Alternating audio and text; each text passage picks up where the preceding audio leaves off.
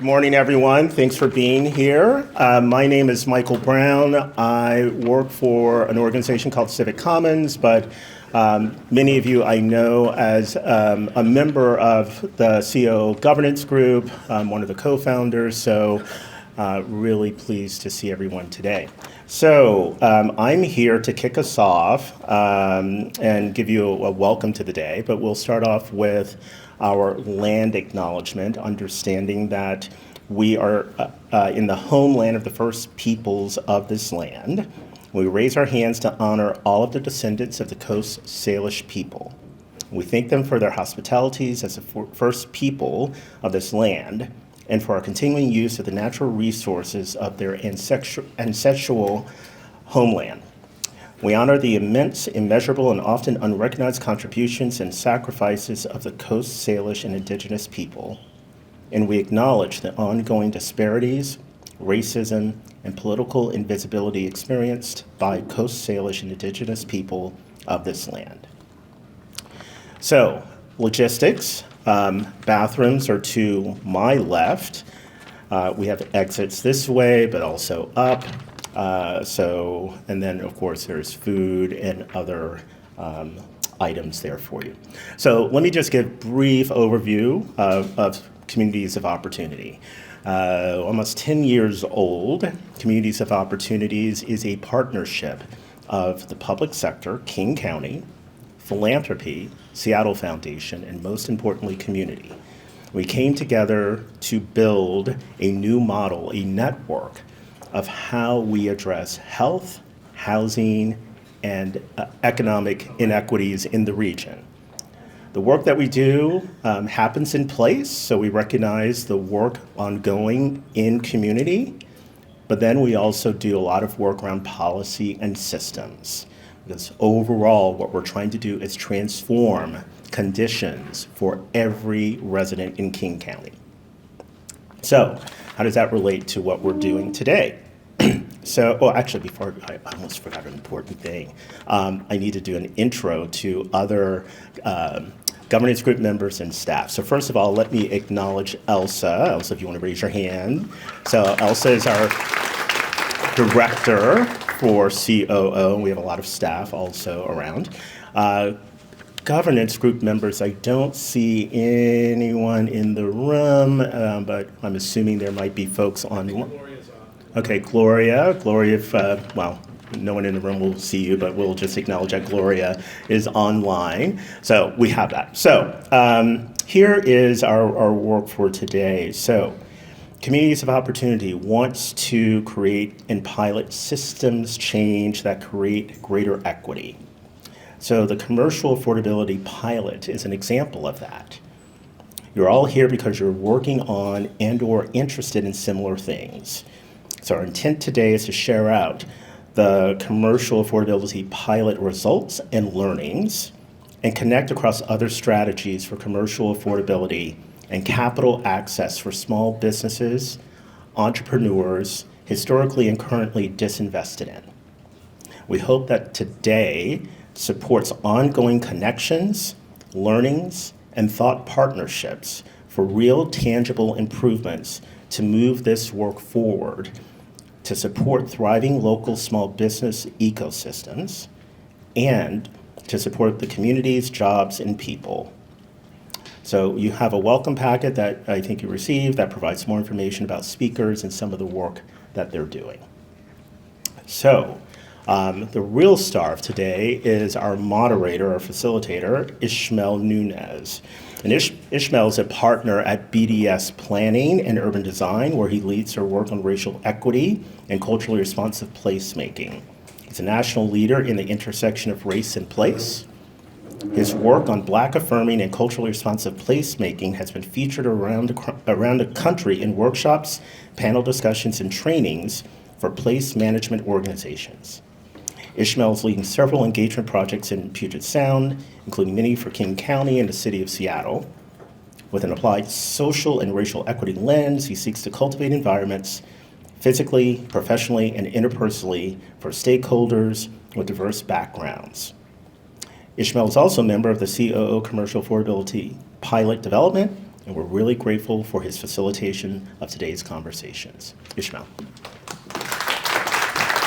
Thanks very much.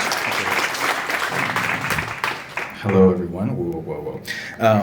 It's always funny to hear like your bio back, because I'm like, when did I write that? Are those things still true? Is that me? Is all that a lie? No. Hi, everyone. It's so good to be here. I was thinking about, in sort of preparation of today's event and this space, that, I was trying to get the scale. I was thinking about the room set up and everything, and I feel really excited to be here because I was commenting to folks here that this has been a arc and trajectory, and sort of for many years, the commercial affordability pilot and other folks that have been involved with COO and the learning community, that this feels like a really nice reunion and a really nice sort of being able to come back into space and into community. Like, I actually really love the scale and who I'm seeing in the room, so I'm very pleased and honored to be able to have this role and responsibility today to moderate. So. I think my first job here is to welcome the first panel. Let me just do a little reading here. So this is the way that today is going to work is we're going to have a number of different panels. There will be a keynote speech given by Oscar, who I can look in Oscar Perriabello in the corner. Yeah, give it up for Oscar. Who's traveled here from New York, so thank you, Oscar. And then we'll conclude the day with a couple of panels and a reception at the end of the day. But this first panel is to give you all, sort of present some storytelling on the commercial affordability pilot project itself. The pilot project was developed with the intent to identify and test ways to support small business owners who either have been displaced or are at risk of being displaced from their neighborhoods due to rising costs and lack of access to capital. The panelists will provide an overview of the pilot and the reflections and learnings from the project's implementation, and insight into how the learnings and the work are being applied now. So I am very pleased to welcome folks from the development team, members from the technical advisory group, and some of the businesses that have participated in the panel. So I think at this point I'm just going to ask you all to come up. So I'm looking for Aparna Rae and Zenovia Harris, Faisal Mohamed, and just scoot your way into a seat. There we go. Yeah, thank you. Darren Medina, Castro, Terrell Jackson, Wong, and Melissa Lafayette.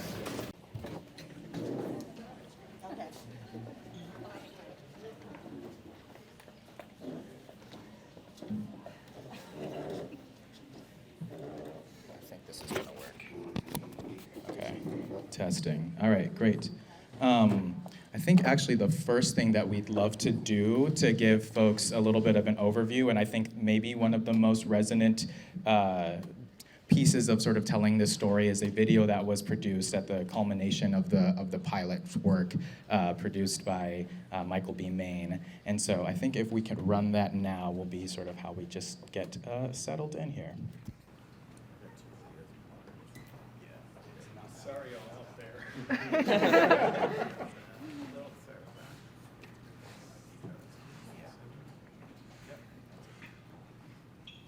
Oh, sorry. Uh-oh. Who's that? Sorry, I got my... Terrell, do the voiceover.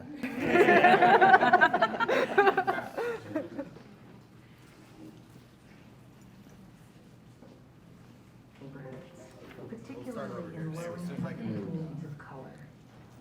Small businesses provide... Sorry. Weird. I'm going to start over again. Sorry about that. No worries. Try that again. I want to tell my grandfather that we're more than just a hole in the wall. I want to tell my grandfather that we're more than just a hole in the wall. And being part of this project has helped me show my grandfather how beautiful this business can be and how much we can flourish. Small businesses are vital to the economic, social, and cultural health of neighborhoods, particularly in low-income and communities of color. Small businesses provide local employment opportunities, foster community connection, and allow local dollars to remain in and improve their neighborhoods. In King County, economic growth hasn't benefited all equally. There's a long history of segregation and disinvestment that affects communities and businesses of color. Small businesses in these communities are highly vulnerable to displacement. What the commercial affordability project is really, right now, just a model in development. And I kind of look at it as a framework that we're trying to establish that allows us to create, identify different tools that help address the challenges of commercial affordability. You know, one of the things that motivated us to do this project is really for our community to have a place to go and to have a place where people can come, hear their language being spoken, see people that look like them, dress like them, and really have the space be a community hub rather than just a shopping center. For business like mine, we cannot afford to buy locally, so we need the help to other entities to help us to see if we can keep on having our dreams that we built up through the years. People can celebrate their culture. You come in and you see the art, the local architects here. You see familiar faces preparing food from your home country. It really has an amplifying effect in terms of how people come in and walk out and their sense of feeling that they belong in this community. Communities of Opportunity partnered with National Development Council, Craft 3, and an advisory group of technical experts and community stakeholders to co-design and build a pilot to increase access to capital that's needed to preserve and promote small businesses in these communities. I think there's a lot of really brilliant ideas that people have, but they just don't have the resources to get started or to finish the project. And I think projects like this, I think they help make some of those projects, a reality. We give kids the opportunity from high school, from Garfield High School, to come in and work here after hours. You know what I'm saying? It gives them opportunity to say, hey, this is what I did for Catfish Corner when they go back to school, you know what I'm saying? And what kid can say they came back from over the weekend and say they helped a business actually do something, you know? Other culture needs to know my culture too. I speak other culture, and I think it's time for other cultures to learn Cambodian culture, Cambodian food, like our actual home cooking. It's something that allows me to kind of give back and do something more meaningful. Sometimes it's just, hey, I want to learn more about the culture, or hey, I want to see what kind of items you guys have in the grocery store. So it's been really great to see the project itself, bring together so many different communities. If you start looking to the world, we use almost the same ingredients. The only thing you add it differently. And when you add it differently, the flavors start coming differently, but it doesn't mean the flavors are bad. It's just added differently and they taste good. If they don't know the existence of spice drink, they're missing a lot. I love serving my customers. They're my motivation, honestly. At the end of the day, we all family. Thank you for what you've done for me, my family. I have my uncle on my side since day one. We thank you guys. We appreciate y'all. See you soon. As we continue to grow, we hope to build on what we learned with our community partners and small businesses. We hope that the Communities of Opportunity Commercial Affordability Pilot will be a model for other communities to follow. Awesome. I really love that video. I genuinely like to watch it all the time. If you didn't have a major speaking role in that video, you are now on the hook in this panel. Terrell, Anna, Faisal, you all did your part. No, but okay.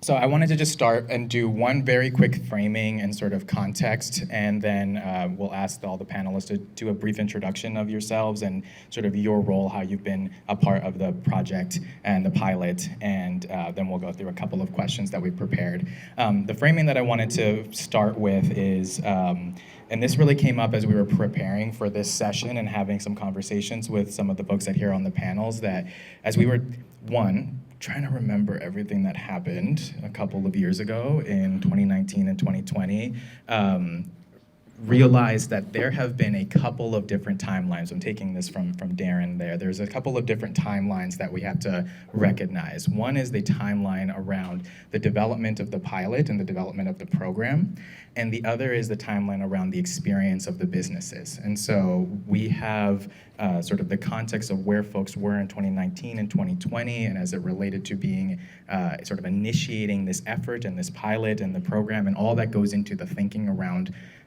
making this real. And then you have folks that are on our panel here that have been running their businesses and trying to make it work, for many years before that and throughout. And so I want to be able to try and do my best here to recognize that we have these different timelines going through. Can we use that one, please? They're having trouble hearing. This mic switch, okay. Yeah. We're gonna do a lot of baton relay race running here. So I just wanted to acknowledge that sort of context of those different timelines.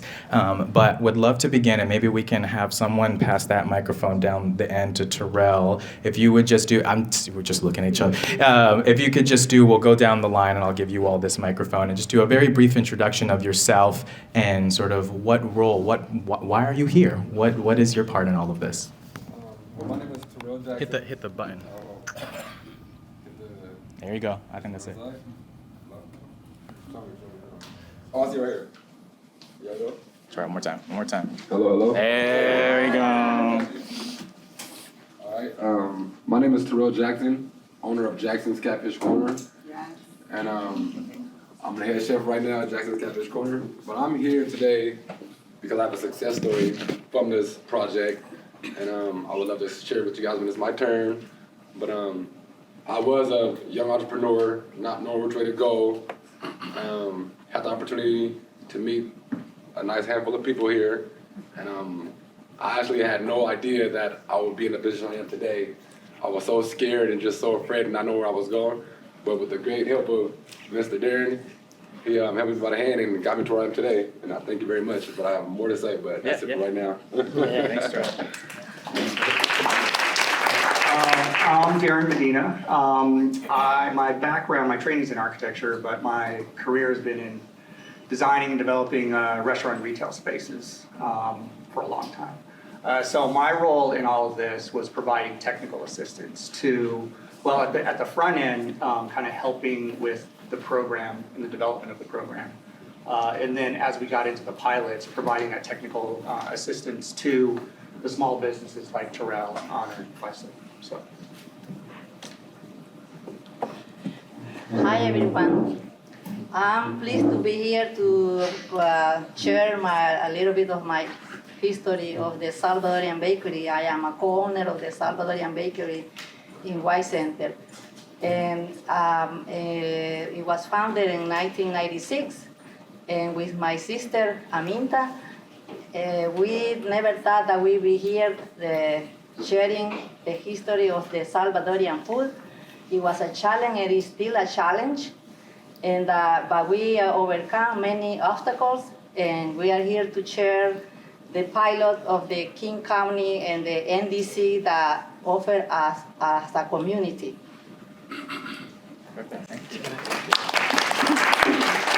Sorry, I'm gonna interrupt, sorry. From the live stream has a hard time hearing if you don't speak into the mic, even if it seems loud for here, so just speak into the mic, please. Thank you. Okay. Here you go, Melissa. No pressure. Hi everyone, I'm Melissa Lafayette with the National Development Counselor, NDC. And we, as part of this team, helped create this pilot, and we did a lot of the coordinating and project management, and also ran the Real Estate Development Fund.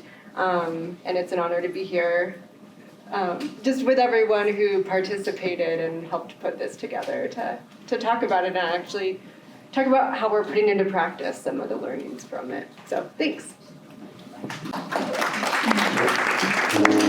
Okay, she didn't say that she coordinated everything and ran this entire project. Hi everybody, my name is Aparna Rae, and I was the evaluator on this project, so I got to spend a lot of time with the business owners and with Melissa and she, and yeah, I'm happy to share what we learned and maybe how we do it better next time. Awesome.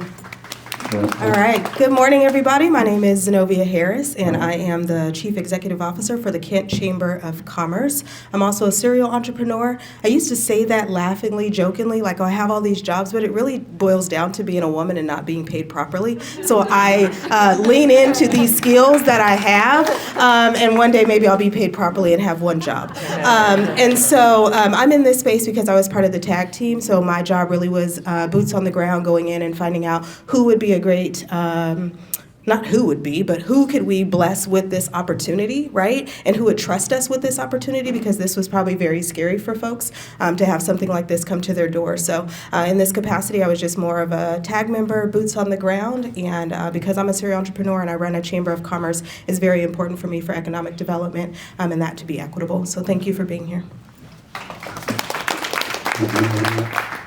Hi, everybody. Good morning. My name is Faisal Mohamed. I am a co-owner of SeaTac International Mall. We were fortunate enough to be selected to be a part of the pilot program. Really glad to be here to share some of the learnings through that process. I was the project manager for my team and kind of the one involved with all the day-to-day things with the pilot. And it's really good to see other pilot participants and everybody that helped, Darren, Melissa, Aparna, Zenovia, always good to see you, and Chi, of course. Hi, everybody. My name is Chi Wong, and I'm a business lender with Craft 3. Craft 3 was a partner with this amazing group of folks, and we really kind of represent the financing piece of it for the small businesses. One of the kind of unique things you'll hear about is just the creativity around really kind of focusing on the business, right? And what the ultimate solution is for funding whatever the project is. And it's not always, loans, right? It's a combination of loans and grants and a lot of technical assistance and support. So it's a pleasure to be part of this journey, and some of the journey is still continuing. You'll hear more about that, but I'm glad to be here. Thanks. Thank you, everyone. I'll add one piece to the introduction that Michael so graciously did for me. And in addition to being your moderator for the day, I'm also a panelist in this, because there wasn't enough room. I, as Michael mentioned, am a partner with BDS Planning, and we supported the team in the outreach, recruitment, and facilitation of the technical advisory group, which Zenovia was a part of, and Terrell was also a part of, that really was the sort of driving body that supported the rest of the team in some of the really critical decision-making around the identification, criteria, selection of the businesses that would be participating in this pilot, and a lot of really other key critical questions. And so I'm very happy to be able to represent in that role and be your moderator as well. So let's get started. I think we got the microphone check passed down, doing well. I wonder if we could start with maybe some folks on the sort of pilot development side. So if we think of those two timelines, starting on the pilot development side, I think it would be helpful if some folks could share a little bit around the core elements of the pilot and sort of its arc. And maybe another way to frame that question is, as you were, sort of what role did you play on the team, and why did you participate? What was the need that you saw that needed to be responded to that sort of initiated all of this effort? And we'll popcorn, but consultant team side. I can start and then hand it to the other. Perfect. So this started recognizing that there's so many challenges that small businesses face in trying to attain affordable physical, commercial space to run their businesses. Recognizing the need for grant funding and debt financing to leverage that grant funding, as well as technical assistance.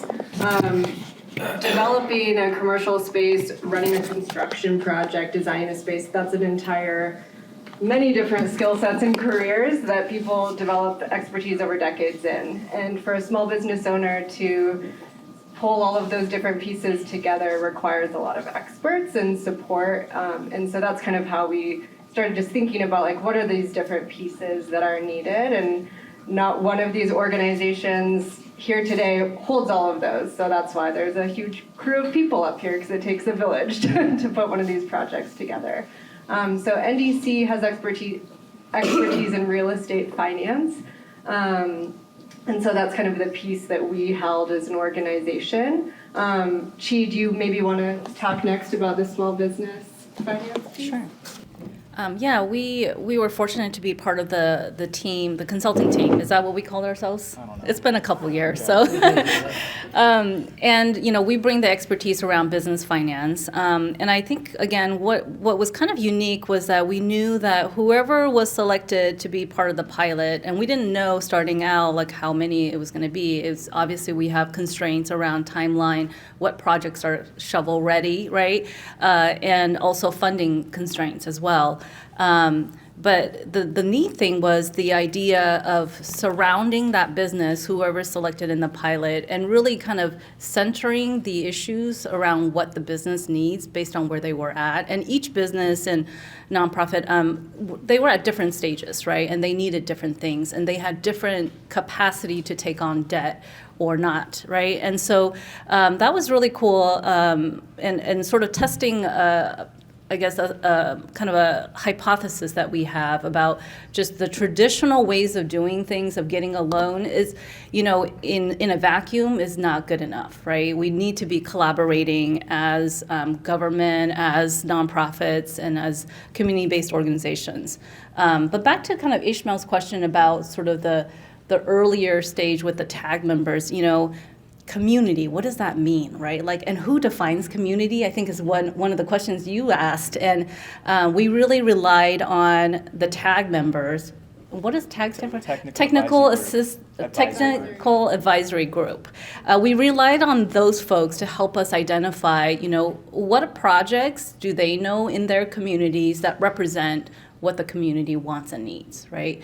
So it wasn't just Melissa and I deciding, and Chuck deciding, these businesses need the support, but really it was a reliance on, who we thought were community leaders to help us identify, and then what criteria we should place in selecting the projects.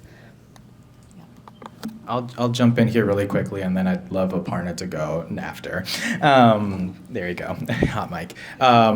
So I just wanted to express and sort of jump onto that piece that Chi was talking about. So yeah, a major element in sort of this, what are the core components of how this pilot was developed, and Melissa talking about their role and Chi in the finance, et cetera. I think something that was really great early on to help identify was that a body of folks that have expertise that stretches beyond those of the sort of consultant teams here because of their everyday lived experience in the same space and connection to community, whether that's because of work on economic development or commercial affordability or lending or nonprofit service work, or even all the way to being sort of very connected to the communities that are meant to be supported.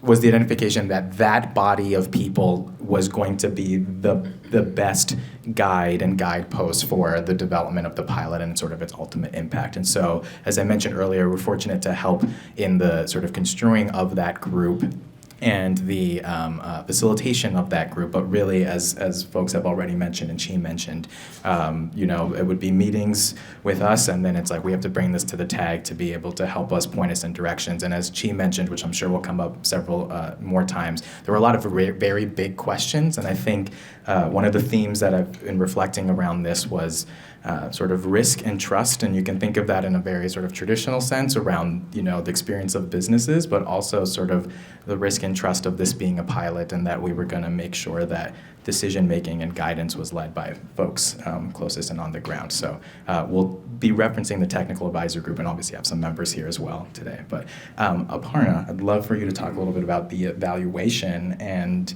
I think, let's say for myself, I might have thought evaluation happens at the end, but you were very involved at the beginning as well. So if you could draw that circle for us. Yeah, can folks, this is good, okay.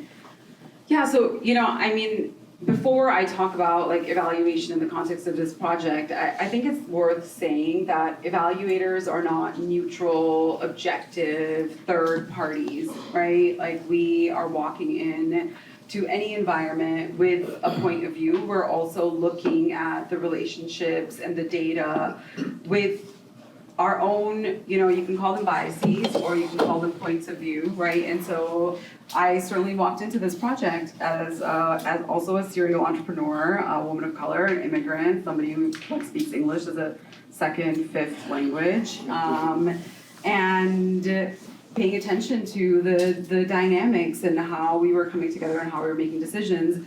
You started the question with, what were the earlier stages like, right? And so we spent a lot of time thinking about how to design this in 2019, and I would say that, honestly, really intentional about learning along the way and not waiting for the very end to go back and see what we did.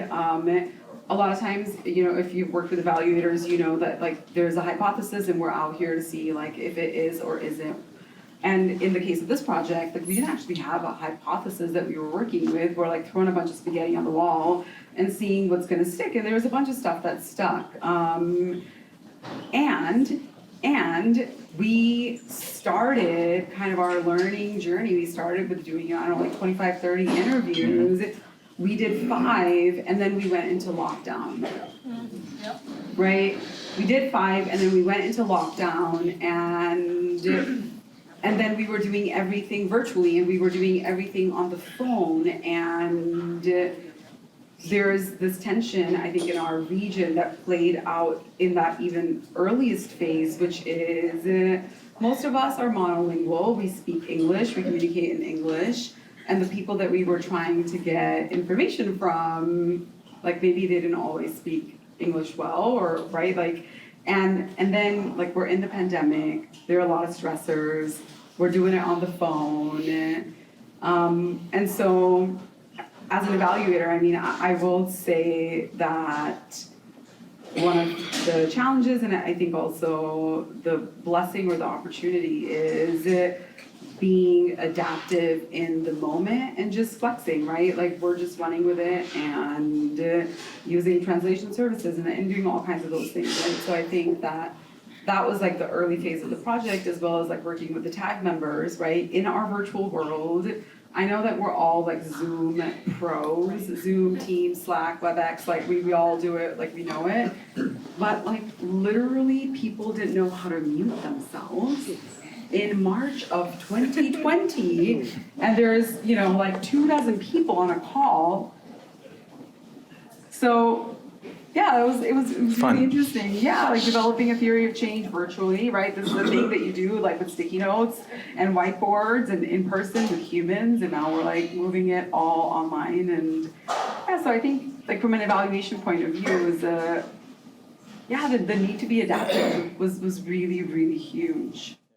Yeah. Thank you. Yeah, yes, that's exactly right. And I think we were talking, I'll give a shout out to my partner and colleague, Noel Frame, who's also with BDS, and we were talking actually before you arrived, Aparna, of the first meeting we had at NDC's office, and then being when was the second time? Yeah, the one meeting that we had in person, and then I don't remember the second time we then saw each other again in person. So I'd love to hear a little bit from Darren, just and sort of your entry into and your sort of role and sort of the critical component, and then I'm going to hop over to that other timeline and talk a little bit around that same time period, 2019, 2020, for you, Terrell, and Faisal and Anna, and sort of where you all were at that time, prior to you even knowing this was on the radar.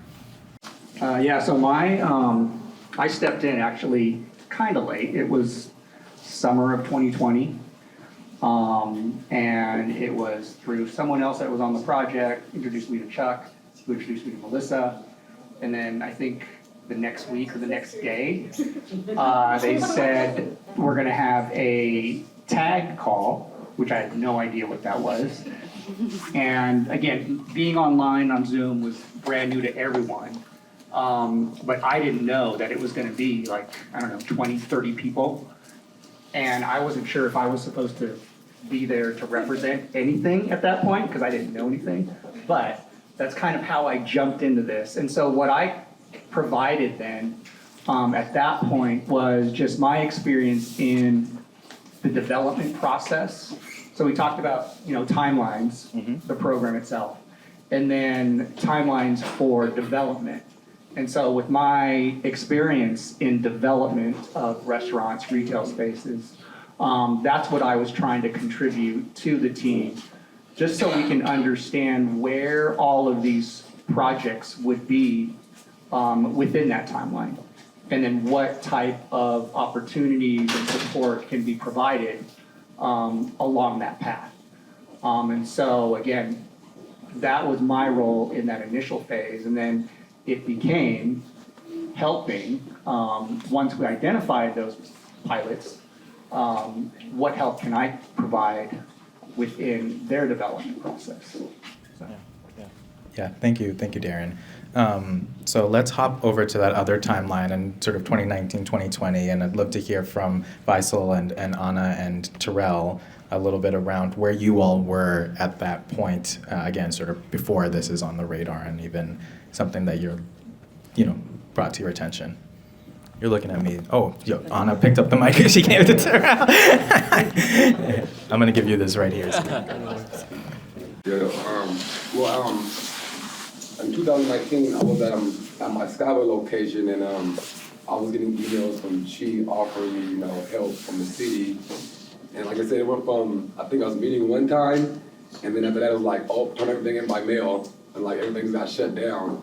So I was processing everything through emails, turning things into people's mailboxes, and Zooming everything. So, but I think for me, COVID helped my business a lot at the same time, because it showed people that the real entrepreneurs was to stick with your business. A lot of people gave up in the business, like a lot of people.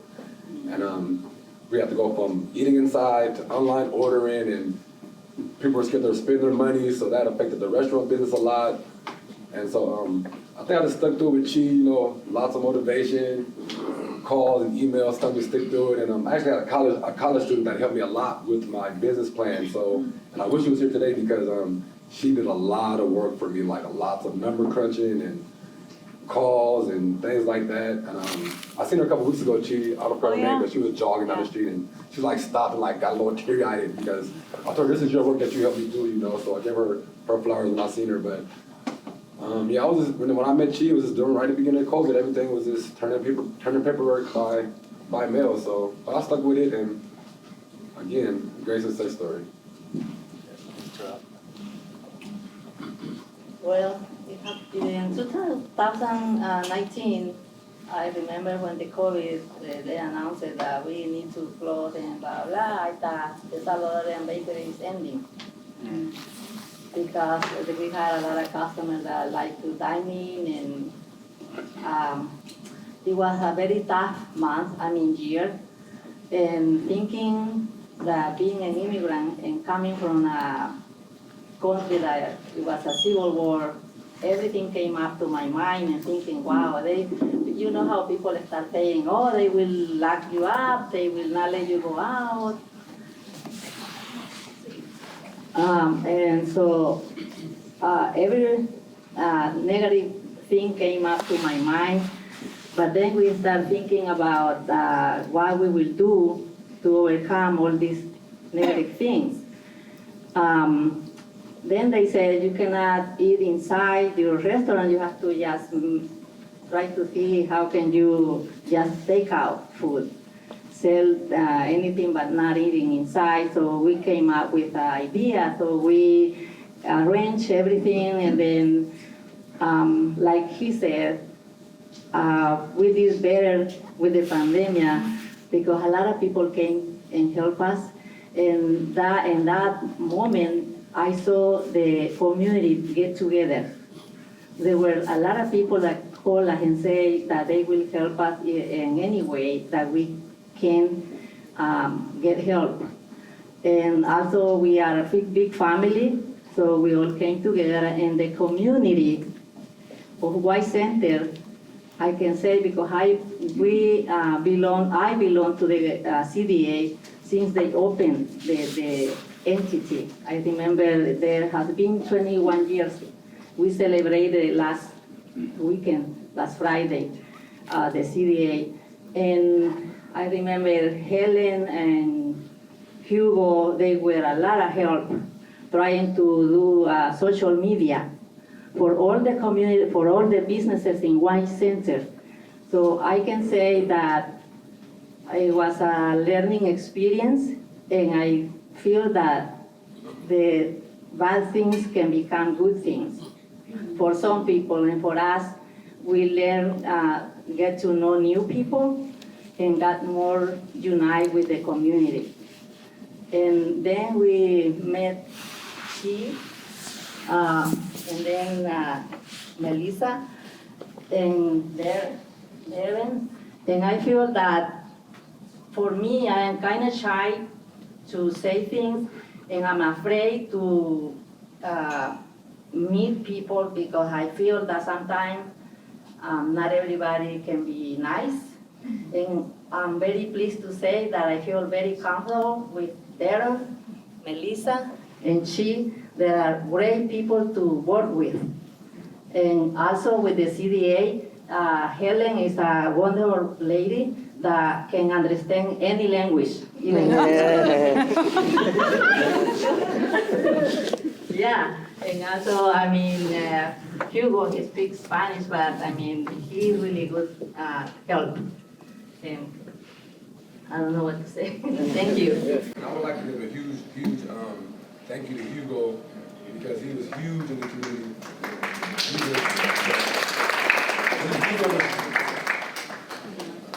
I don't know where he's at, but y'all can relate the message. I would like to just give a huge thank you to Hugo. During the pandemic, he was huge in the community, like day to day. Call me, I'll be there in 30 minutes. He was huge, so thank you, Hugo, wherever you are. Thank you. Hugo was also a member of the technical advisory group, so a good team and block there. So yeah, Faisal. So for me, I learned about the COO pilot program in kind of a unique way. When we started the SeaTac International Mall project, one of the first things that we did was sit with the city of SeaTac. Because we hadn't done a project like this before, we wanted to really just understand, hey, what was the process like? We wanted to do everything correctly in terms of permitting and just going through the whole architectural process. So in talking with the city's economic development department, and I see Alexander in the corner, so shout out to Alexander. They made us aware of Craft 3 and CDFIs and what they do. And prior to that, I honestly didn't even know what CDFI stood for. And now I feel like I know more about CDFIs and all the work that they do. So we got connected with Chi. She told us about what Craft 3 does, the different financing solutions that they offered. And then she mentioned about the COO pilot program, said, hey, the application is due soon, but your project fits in really well for what the pilot is looking for.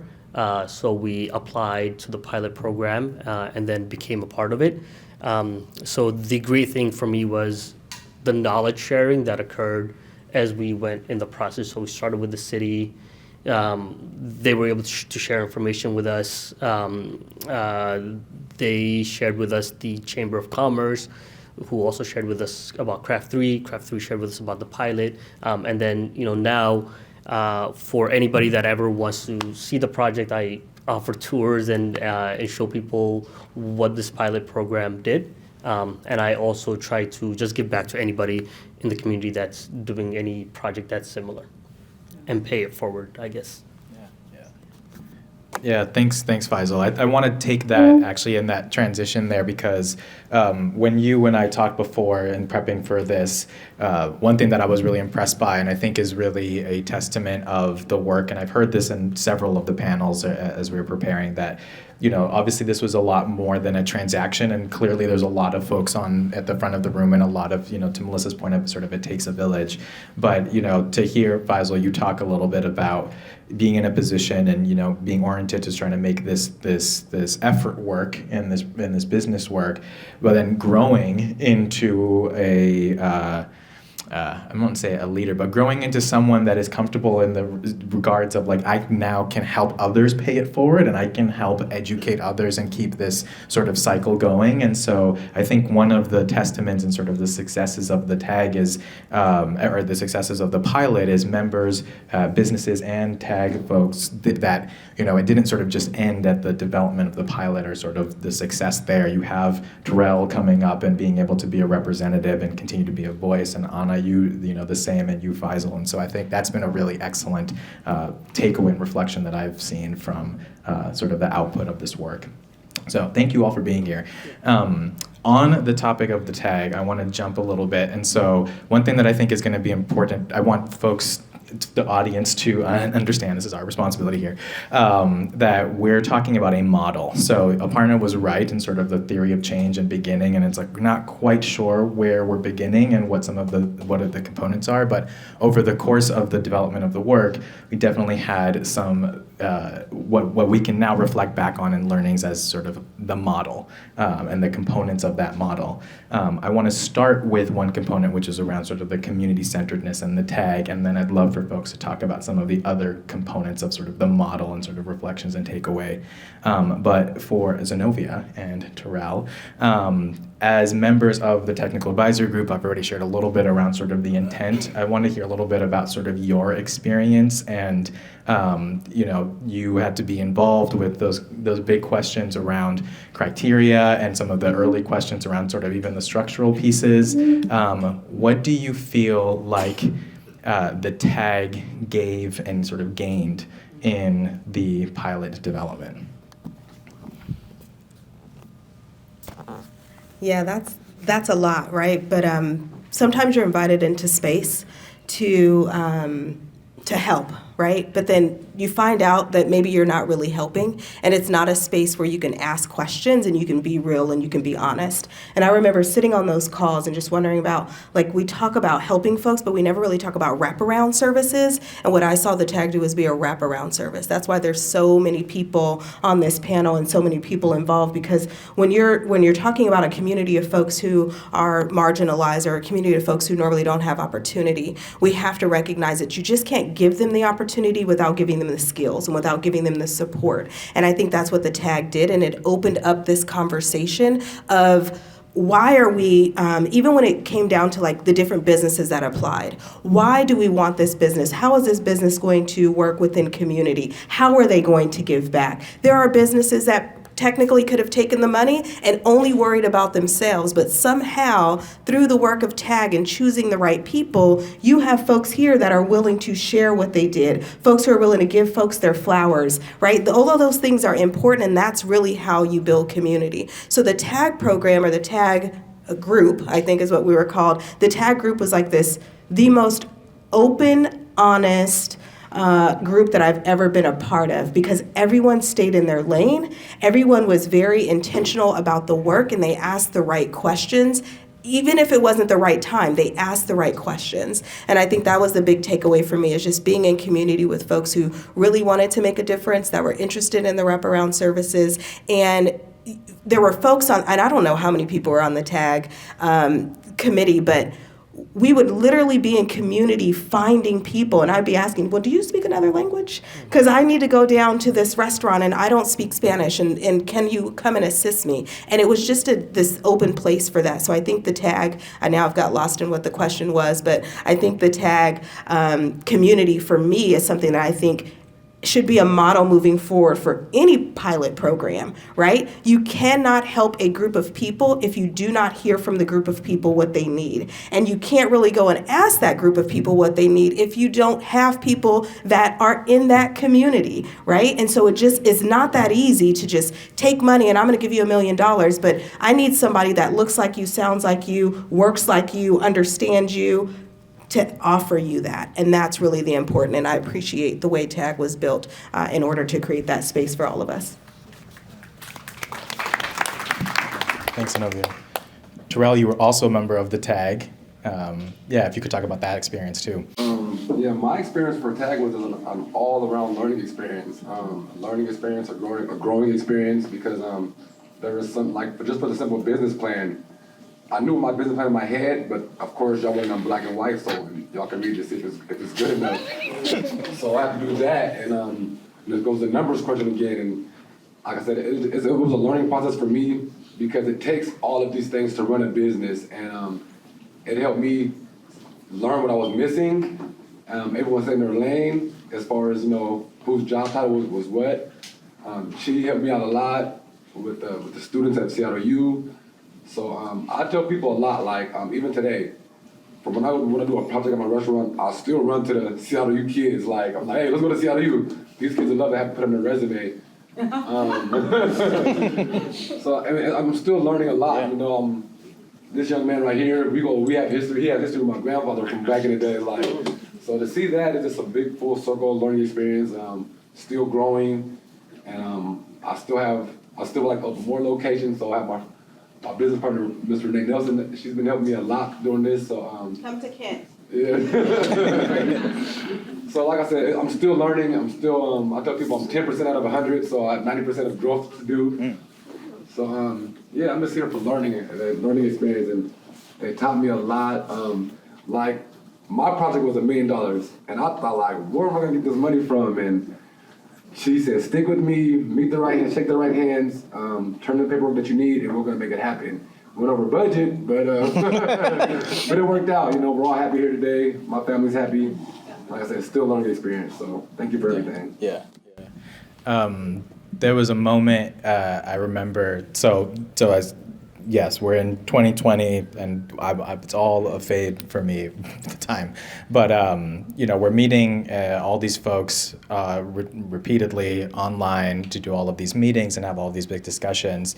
And I found that for many folks, as is common in sort of facilitating groups, it's like how to connect with folks and what are the sort of best mechanisms and means. And so Terrell and I would like text each other after a meeting, and a meeting might finish, and he'd be like, I had all these ideas, and I'd be like, should have said it. And I remember one time you were like, well, I don't know if I can just say it, like I need you to like see it. And I know that you invited me down when you were doing the build out of the restaurant, and that was a good opportunity to be able to say, like, when folks are talking about this, they're not understanding this part of the experience. And so to Zenovia's point, I think that certainly, and to Aparna's point, certainly it was a limitation in sort of doing this online, but being able to have that group and understand folks that sort of exactly look like us, work like us, understand us is a major part. And so, yeah, that was I remember that moment a lot, sort of pivotal moment of like getting that embedded, ingrained to me as someone who's facilitating the process and work like that. So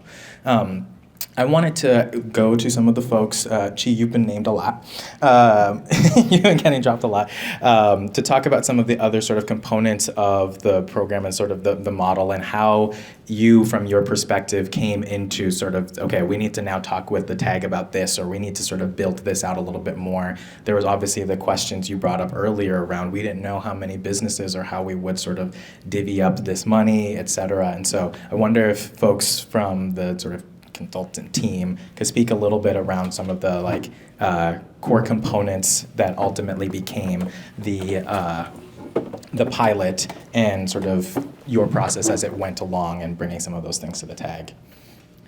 Okay. I'm gonna partially answer that question, but I think one of the things that I want to make sure we talk about is Darren and kind of his role. I think we all, Chuck is kind of the brain. A child is not the right word. Brain man. There you go. Of this whole pilot, right? I mean, from writing a grant, basically, right? And trying to get the funding for this project. And I think we kind of knew that technical assistance was going to be a big deal, but specifically around commercial, like building out commercial spaces. And navigating sort of the challenges with selecting and working with contractors, just being organized and knowing sort of that project timeline, because again, it's not a skill set that any individual usually would have, let alone if you're a busy entrepreneur running a business, right, in the pandemic. And so I think that to me was really kind of special about this project and really kind of highlighted the importance of, again, what Zenovia was saying, that wraparound service, but especially in the context of commercial affordability, to really think about not just the funding of it, but like how do we support businesses with the knowledge, of planning, design planning, and project management of construction projects. And that was really critical for the success of these projects. And even though some projects still went over budget, it probably would have gone even more over budget without support. And just, knowing what to ask, right, in different sort of stages of your construction, and knowing what to expect with permitting, for example, which, Anna maybe will share, or maybe not, but, we're still dealing with some of those issues, right? It's challenging. It's very challenging, and it really does take a village. Darren, do you want to share some of key learnings or observations or things that you think it's important for the audience to know from that perspective that you held? And I'll ask, Melissa and Aparna to share the same. Well, there's that saying, what is it? Jack of all trades, master of none. I think that's where I came in this process, because every project was so different.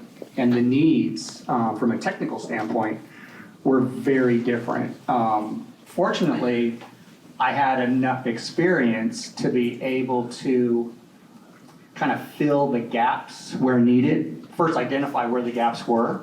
So as an example, with Terrell, he had an architect, he had a project manager for the landlord, he had a general contractor who we actually got rid of and then got a new one. But even with those experts, there were still gaps in the process. And the big one that actually Aparna brings up all the time is no one thought about signage, right? So we'll never forget that. So on that one, I was helping with the process with Terrell, kind of at the meeting, the weekly meeting, just to make sure kind of everyone was on track.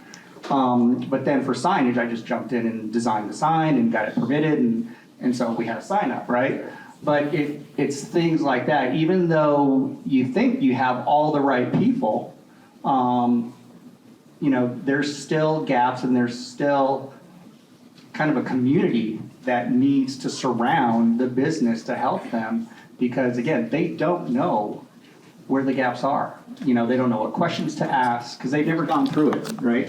So I think, again, just the idea of this program having some sort of technical assistance, I think was huge. So kind of Chuck identifying that, Melissa identifying that as a need for this program was huge. And for me, it's like, I'm one part of that whole process. I think, this program could be so much better with so many more people providing that technical assistance, whether it's on the very front end, kind of from a business planning standpoint, if we're investing in a business, what's the return, right? So helping to identify that, so we're spending money the right way, and then kind of seeing that all the way through, from design to construction to, operations. So again, I think technical assistance is a huge part of what, not just this program, but any program in the future should have. I was gonna add, Terrell, you only forgot about signage, but I overlooked the entire HVAC system until. So. Also minor, only like 60,000. So. Yeah, that's good. I wanted to, so I think Darren flagging that piece around technical assistance is a major sort of reflection and sort of its value and how it could be something that should be a part of other parts of, or other similar types of programs and learnings. And we'll hear throughout this day actually around other models and where folks, and I think it'd be great to hear a little bit and have this whole day be sort of an exchange where folks have, here's what worked for us or here's what didn't work for us, and then hear a model throughout the day and sort of reflect on, that might have been a good idea. And so hopefully that's what we can experience today. But I'd love to hear from Aparna and Melissa, sort of other major reflections or takeaways that you felt were really critical to the success of the pilot. Or it's the parts where maybe it wasn't so successful?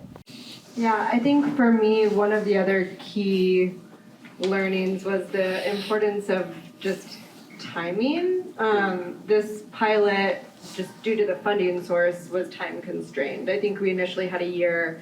We quickly realized that was not going to happen, and we extended it and kept extending it, but we had to make a choice very early on in talking about the trade-offs between investing in projects that were very early stage and those that were in progress. Like, you guys had already started construction when we connected with you.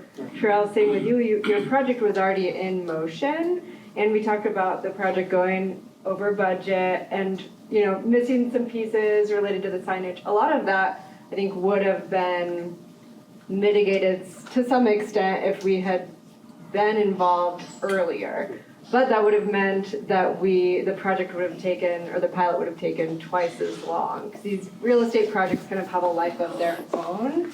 And we're trying to work on things that we can control, but what we learned is that we can't really control right now, like the real estate market. And Anna, I know you've learned a lot about that in terms of we kept extending our timeline because you're looking for a space, and we can't dictate what that timeline is going to look like and what's going to be available and when.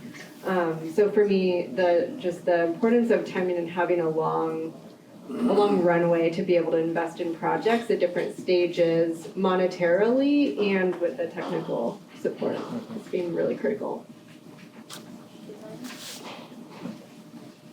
Yeah, so I think I'll say two things. One is that equity doesn't scale.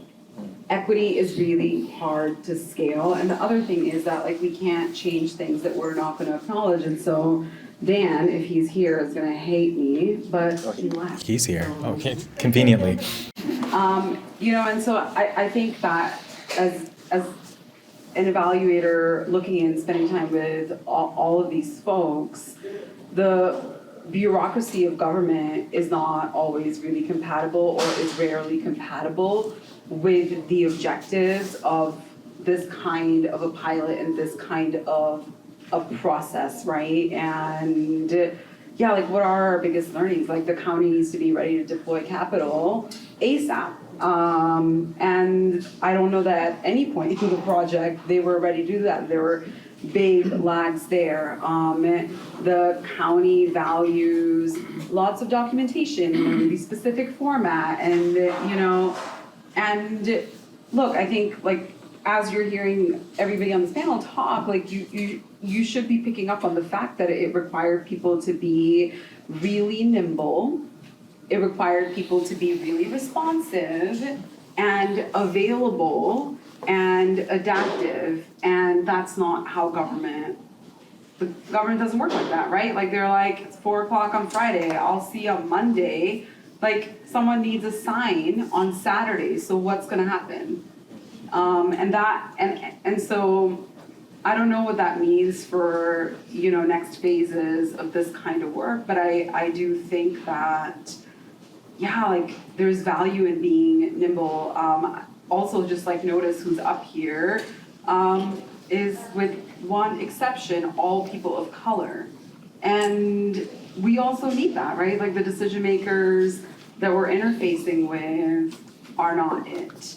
And there are lots of values that folks here have, including being nimble, that are not shared on the side of the party that has power in the form of resources, right? The other piece, right, this, like, we can't change what we can't acknowledge, is we need to be explicit about the kind of change that we're seeking. It's not enough to say that we want to support, small, diverse business owners. What does diverse mean? And I think, Terrell, you and I had a lot of conversations about, like, explicitly the differences in experience that, like, between you and Faisal, right? What are the differences in experience in our region of folks that are African American? You've been here many, many generations. new immigrants, and those are two very different groups, and like, you know, government wants to lump them all together and be like, oh, here's people of color. Okay, yeah, like we're black and brown, like we're melanated folks, and it's not the same experience, and we can't not acknowledge why a Catfish Corner was pushed out to Skyway, right? And the effort it took to bring Terrell and his family's business back to the Central District. Like, that's very real, and we don't talk about it. Yeah. We don't talk about it. So, yeah, what else? It's just, no. I think that's really important, and thank you both for sharing that, or the three of you for sharing that. I think something that. Anna, yes, please. Well, I relate what she was talking about. It was great that we got the grant and we got the loan, but there is more issues to face. Now that we are in the building, because we couldn't get any building at White Center, that was our preferable site, and we struggled, so we end up in building, and I'm happy with it. But the way the system or the government is dealing with us right now is very difficult. They're using us as a political issue because everybody is involved. Now their new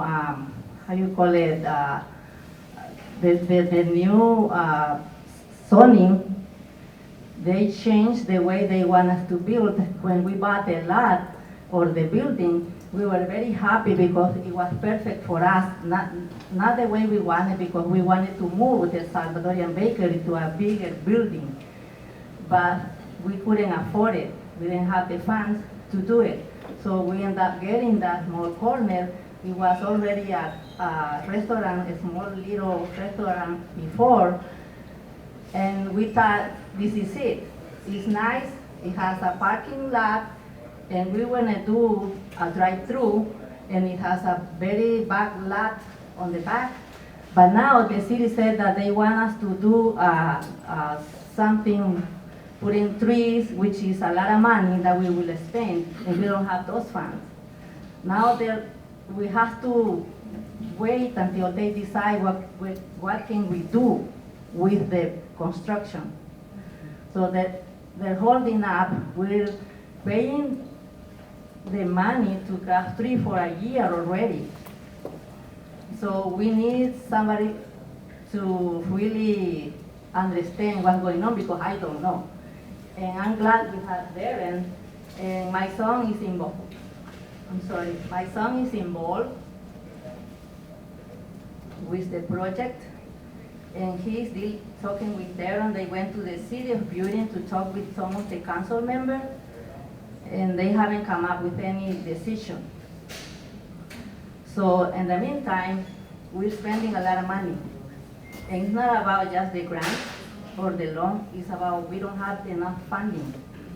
And it's not just that I'm happy because we got the grant and the loan, but I'm glad that we still have the Salvadorean Bakery that is doing very well. But all the money is going out to the drink right now. So we don't have any more money to keep up with it. So you haven't opened yet in the place of your No, we have not opened yet.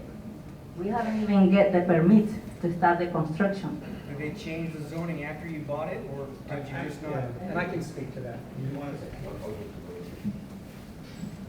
Go ahead. So I'm helping Anna and the family with the design and permitting on that project. So as she said, we are going through the permitting process right now with the City of Burien. We're basically on the very last stages of that. So the last thing is the zoning. Now the zoning didn't change necessarily, but one of the challenges is that any change, because we're doing a small addition to the building, so any change like that, no matter how small it is, has certain requirements that go along with it. And those requirements are very costly. And in this case, potentially cost prohibitive in that, you know, if we had to do what they're asking us to do based on the code, that could blow the whole project. right? So kind of going back to how, this program, whatever program it is, requires more than just the support of the people on this panel or even the tag. It's like it's a whole community. We are kind of approaching the city of Burien from a lot of different places just to see if we can get their support, their advocacy, because this is going to be a good thing for Burien, and we're trying to make them see that, right? And so in that conversation, we're trying to negotiate, what exemptions can be made to allow this project to happen, right? So again, I think all of that just kind of speaks to the need for kind of a broader support system and advocacy. Because right now we're doing it just because we have whatever connections we've made through the city of Burien. But, I want to point out, having someone from SeaTac here is amazing, and I wish other representatives from different communities were here as well, right? To understand what this program is and how it can help their community. How they can help along the way too. So there's no administrative provision or provision for administrative variances or deferrals? Well, right now, so it's a little bit weird. The council can't do that. The council can't do that, but I've approached the mayor actually to see if she can provide support and advocacy. The challenge with Burien right now is they have a brand new planning director who just started 2 weeks ago. And so this would basically be one of his first decisions to make on a project, right? So we're just trying to kind of navigate that whole process and see how everyone can kind of come together with some sort of compromise. Yeah. Can I just jump in real quick here for a second? I want to say two things real quick and then just do some moderator things. So one, I just want to acknowledge, Burien is here. I think the city of Burien is here. Hello. Who's that? Sorry. Tequila is also here. Yeah, there we go. Thank you. Good.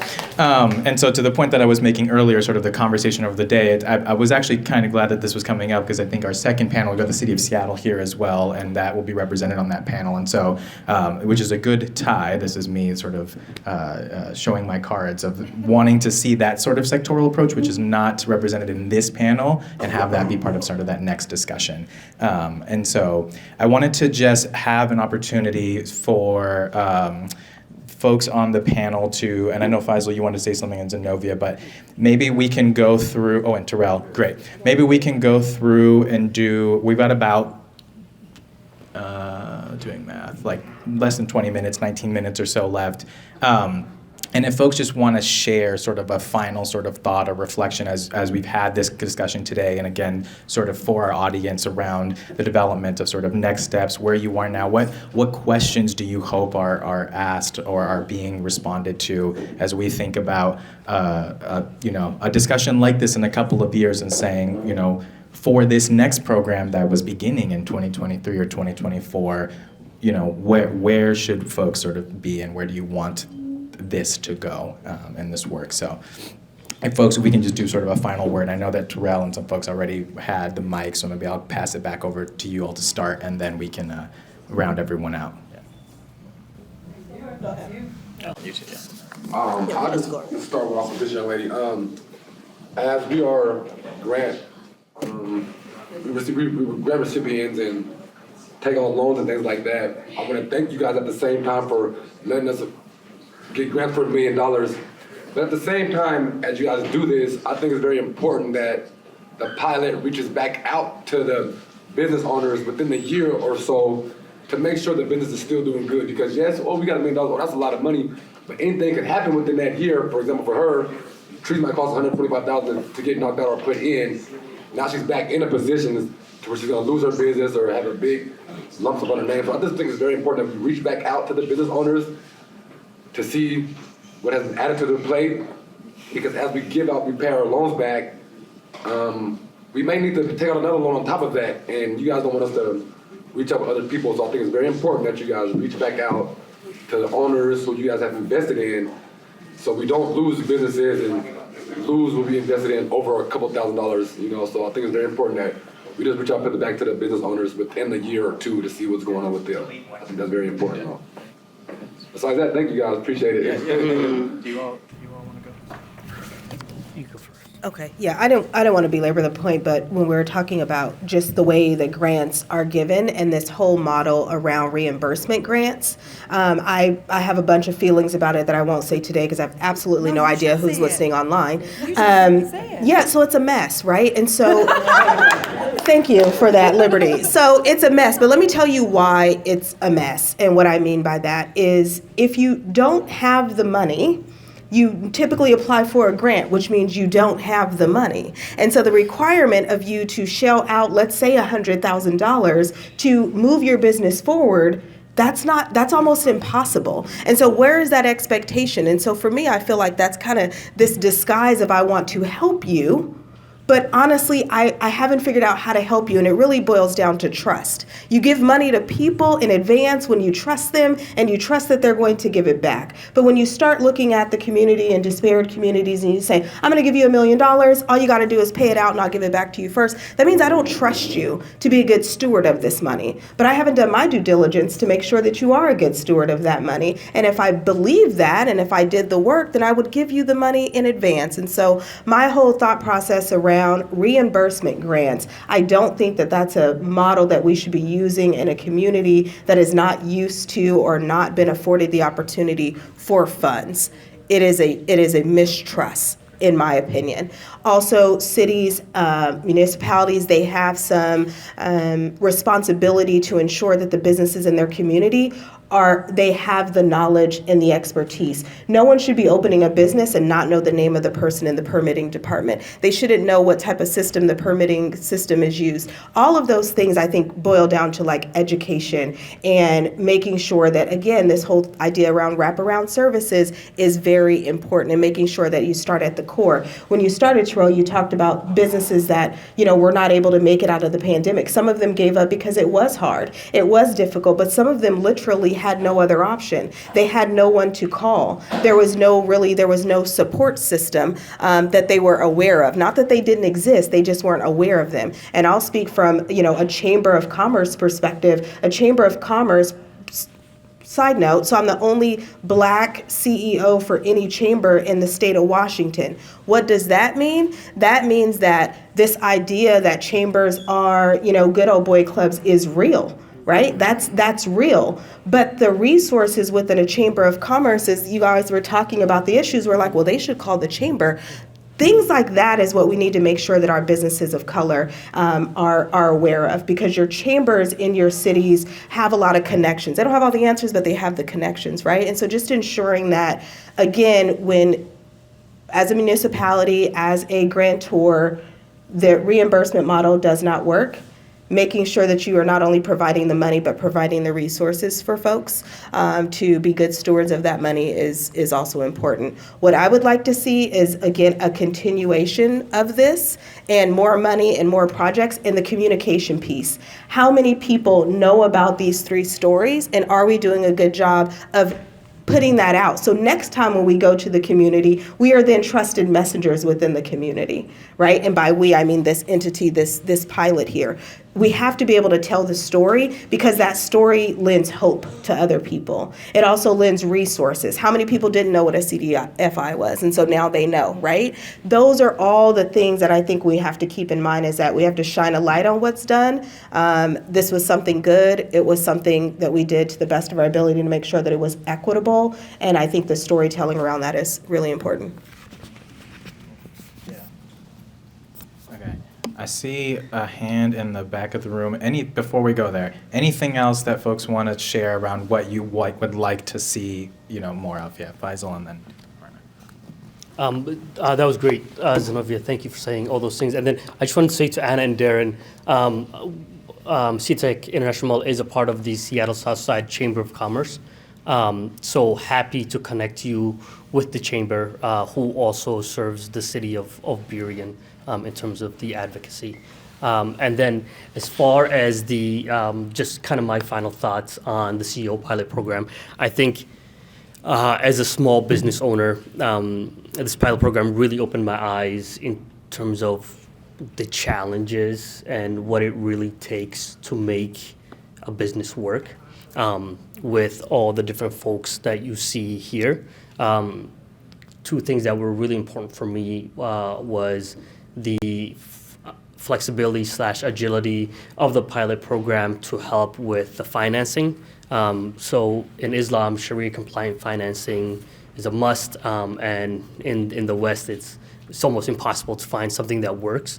So the Craft 3 and NDC were willing to work with us to look at, hey, how can we use a portion of the grant funding to get rid of the interest payments on the loan so that, the business is only on the hook for principal-only payments. Another thing is, I think this work is important, and to Elsa, the new director, I hope somewhere in your budget you find a way to do this program again, because we were fortunate to have this opportunity, but there's a lot of people in our communities who are doing great work who just weren't selected for the initial pilot. And I also happen to be a part of the King County EDI work group, and I see Maria in the back, who's also a work group member, and we've been at this, Maria, a year and a half, 2 years? Yeah. And one of the things that as work group members that we've been stressing is collaboration between different departments within King County, because a lot of this work fits within the EDI realm, but how do you get the different departments talking together so that maybe if there's not money in COO, there's some money in DCHS where something like this can happen again. And we met with Leo in the last retreat, so I hope you'll connect with him and get some feedback from him on that. Thank you.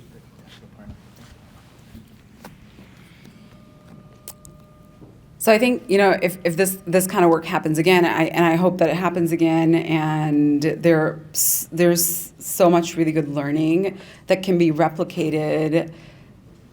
And it's been a long time. We started working on this actually 4 years ago.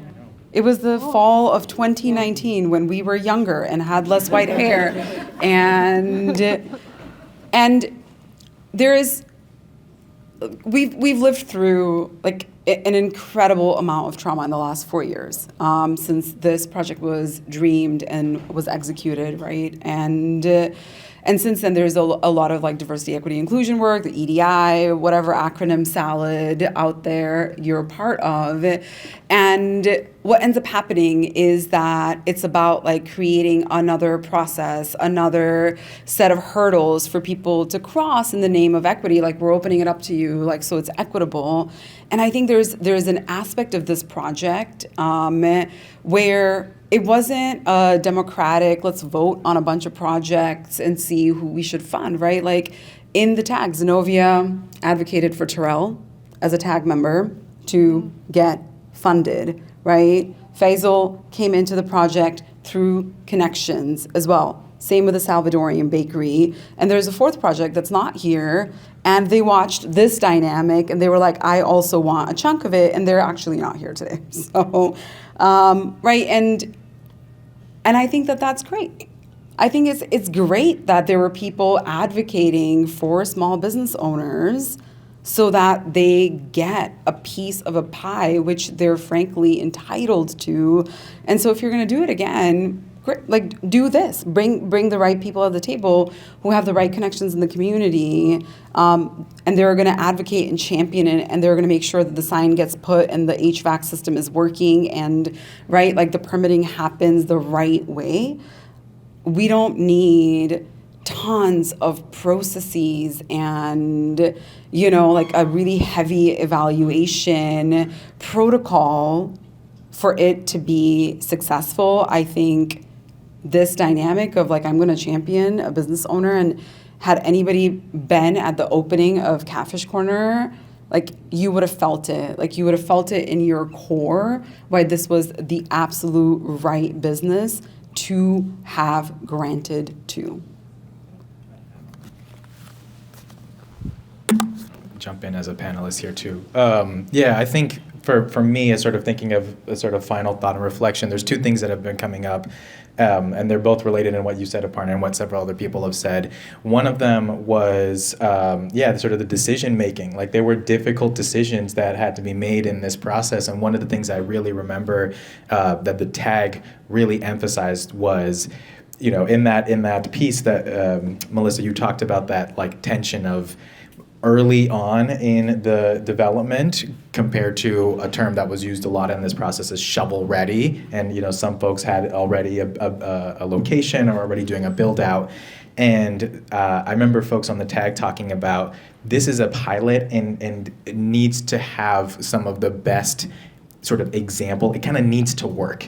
And to your point of Aparna, like, this is a process, you're right, of like folks of color from very diverse backgrounds, different corners of the country, putting and asserting that this is the way we're going to go about doing this. Like, it kind of has to work to be able to, against all the systems and all the context that folks were describing earlier, to demonstrate and be a proof of concept that, yeah, like you said, do this. And so it definitely meant that there are some businesses that weren't represented. And to your point, Terrell, of making sure you go back to the ones that were selected, and even some of the ones that weren't, to understand how that support can be ongoing, I think is one of the things that was really a reflection of, this was a great example of sort of that risk has been in my mind, but sort of taking this leap in something that, to your point, maybe was hard, but ultimately didn't have to be that complicated. And so that's one of the things that have been on my mind. And the final thing that I'll say is, and I forget, I think Zenovia, you said it earlier as well, I think that the part of as well the benefits and the impacts of all of this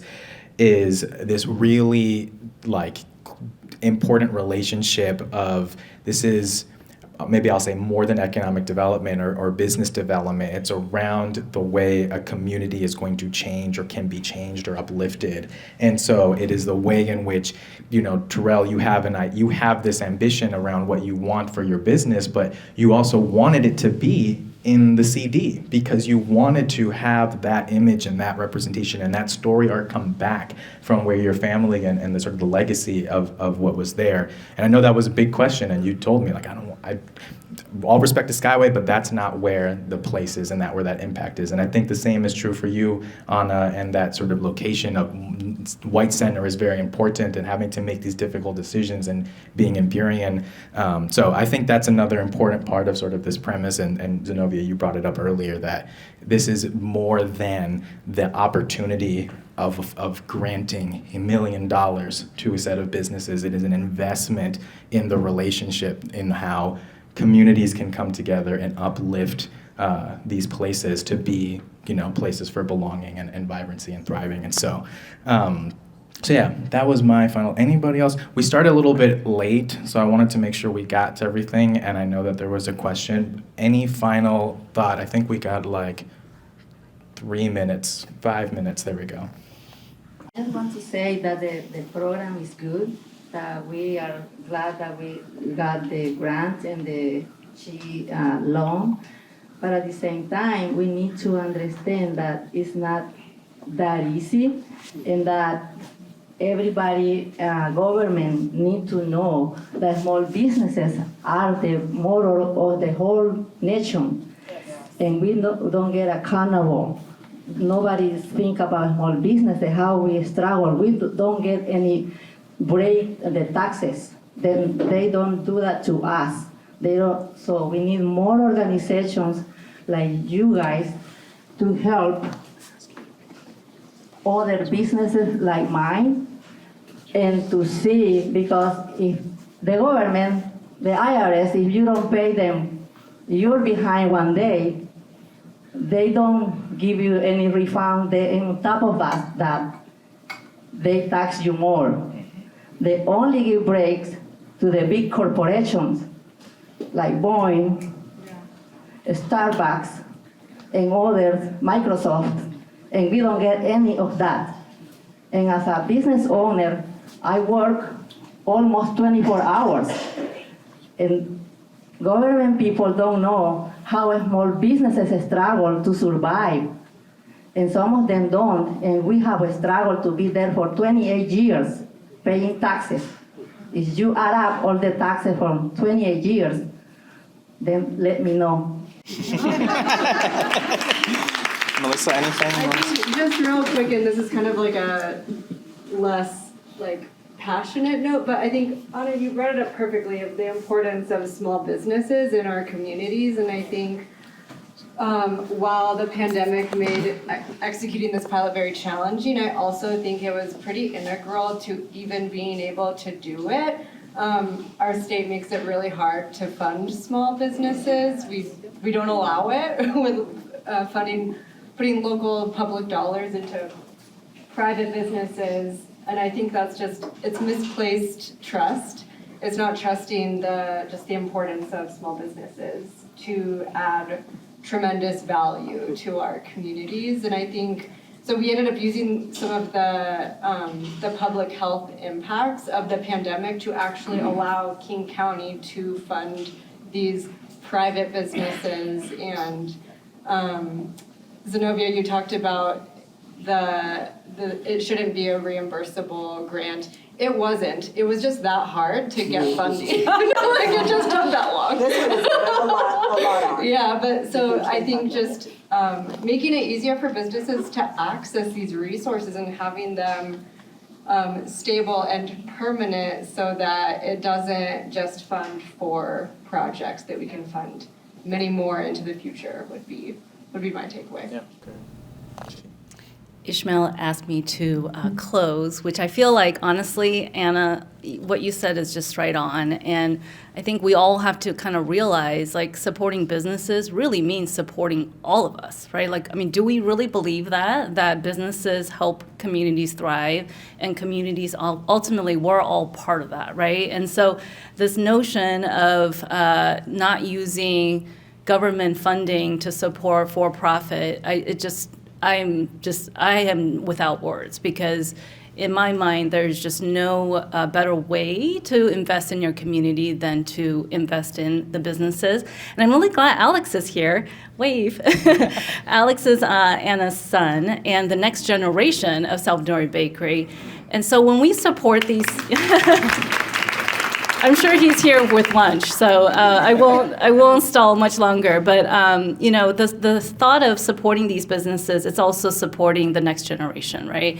And the fact that Terrell got the business from his grandfather, and he's continuing on that legacy.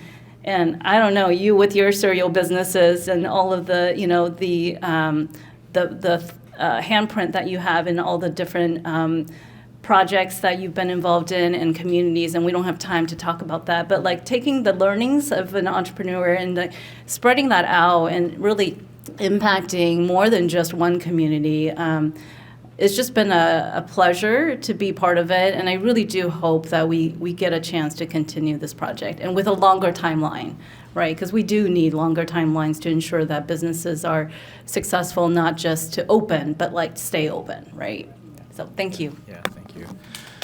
Ooh, yeah. So I want to apologize. I guess we started a little bit late, so I don't know that we have time for question, but I would love to be able to hear their question and then be able to sort of take that in through the rest of the day. If that's all right with you, would you be willing to share your question that you had? Yeah. Yeah. I'm just curious how you guys finance this pilot. What is the long-term vision? Do you have funding in place or potential sources of funding to be able to grow it? And what mechanisms are there for these businesses that have received this help so that they can continue to be supported until they are thriving and growing and being established? So what I'm going to do, call an audible. Thank you for that question. I wanted everyone to hear it. We're going to come back to the answer to that question. Our second panel conveniently has Chuck Depew, who was involved in this pilot effort, and as well we'll be speaking about some other things and some upcoming programs. And so I just wanted to make sure that the room got to hear your question, but let's make sure, if I'm doing my job, we'll come back and make sure it's answered. Because I don't want to be keeping people waiting. I think I just wanted to say thank you all for your participation and thank you all for being here. This is a wrap on this first panel, and yes, please give a warm applause and welcome to everyone.